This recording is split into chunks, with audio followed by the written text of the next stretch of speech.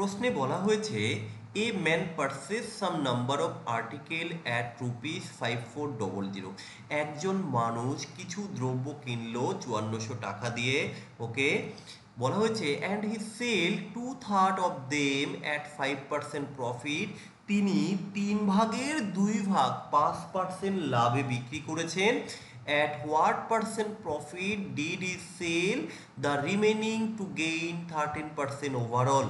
বাকি অংশ তিনি কত পার্সেন্ট লাভে বিক্রি করলে মোটের উপর তিনি 13% লাভ করতে পারবেন? তাহলে এই কোশ্চেনটি আমরা সূত্র বাদ দিয়ে কিভাবে করব, এটাই হচ্ছে মেন বিষয়। দেখো, বিষয়টা হচ্ছে এখানে 3/2 তিনি যাই হোক কিনেছেন, কিন্তু তিনি যখন বিক্রি করবেন প্রথমে কি করলেন, 3/2 বিক্রি করেছেন। তাহলে দেখো, টোটাল জিনিসটাকে তিনি 3টে ভাগে ভাগ করলেন, তার মধ্যে প্রথমে তিনি 2 ভাগ বিক্রি করলেন। তাহলে এই যে 2 ভাগ, এই 2 ভাগ কিন্তু 5% লাভে বিক্রি করেছেন। তো আমি লিখে দেব এই 2 ভাগ তিনি এই 5% লাভে বিক্রি করেছেন।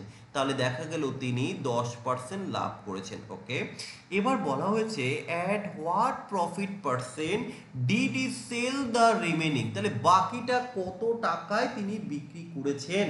এখন বাকিটা কি করে, দেখো টোটাল তো 3টে ভাগে ভাগ করলাম, তাহলে প্রথমে তো 2 ভাগ বিক্রি করেছে বলেই দিয়েছে, তাহলে বাকি থাকলো এই যে আমি এখানটায় লিখে দিচ্ছি, তাহলে বাকি থাকলো আর 1 ভাগ। তো এই 1 ভাগ তিনি কত পার্সেন্ট লাভে বিক্রি করেছেন এটাই বের করতে হবে।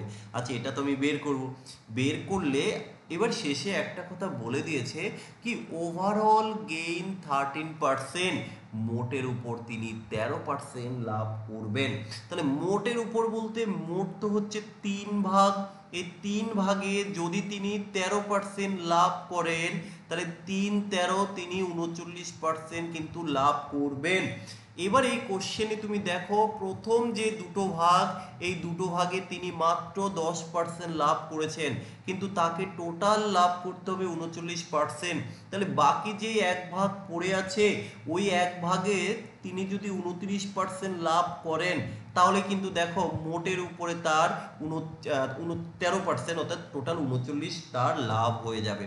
তাহলে কারণ এই 10 আর এই 29 যোগ করলেই তো 39 হয়। এখানে যেমন আমরা মোট কত ভাগ, 2 ভাগ আর এই 1 ভাগ 3 ভাগ করলাম, তাহলে 3 ভাগ 13% করে 39%, তিনি প্রথমে 10% করলেন, বাকি আর 29% যদি লাভ করেন, তাহলে ওভারঅল তার 13% লাভ হবে।